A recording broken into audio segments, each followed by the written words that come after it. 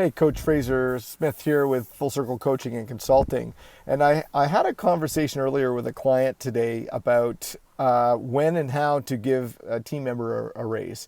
And essentially what he had said is, yo, it's time for me to give a raise again. This is that time of year. So I asked him about why he gave raises, and really he had no good reason other than he felt obligated that it was his time.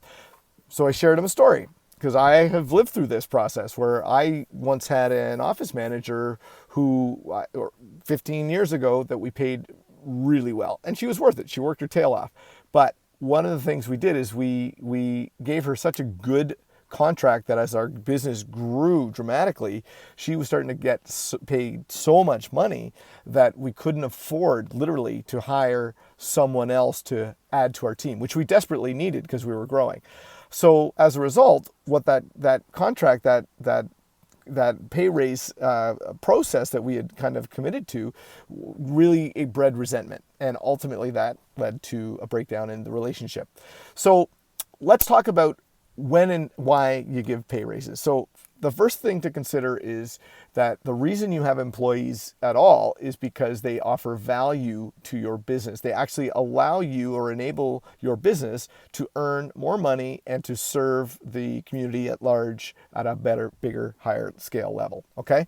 So they offer a value that is worth paying for. So let's consider this, because a lot of doctors, a lot of small business people, they do a COLA raise, but they may give a dollar raise or more every year, and that eventually gets into a trend that simply overpays a person for the position that they're in. So how do you get around this? Well, first of all, if you're not doing a regular employee review, start doing them. Sit down on a quarterly basis or at least every 4 months and do outcomes assessment. So do a review of the outcomes that you've created for that team member. What is your expectation? And that you describe, how do they do their job at a hero level? How do they excel and just be awesome at their job? If you can do those reviews on a regular basis, what you're going to do is you're going to link any pay raises to an increase in value.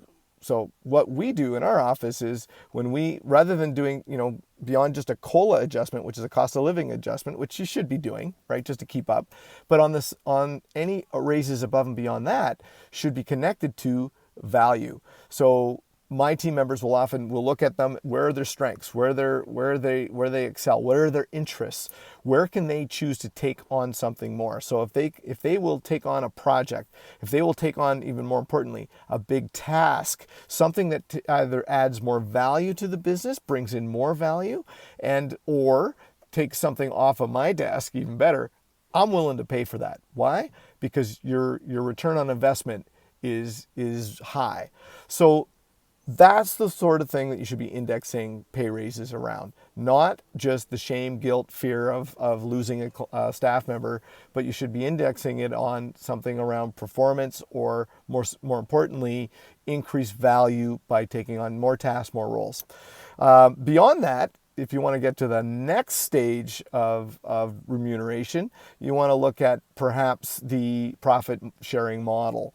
And the profit sharing model is something where you're never going to talk pay raises again, because if you can index their pay scale based on the profitability of parts of your business, then as the business does better, they do better. And of course, staff that are paid well, are often much more engaged, take more psychic ownership, and are going to work that much harder because they value the work, the job that they have. So if you need help figuring any of that stuff out, please check us out. Check us out online. Go to our YouTube channel and call us up, and we'll see if we can help. Have a great day.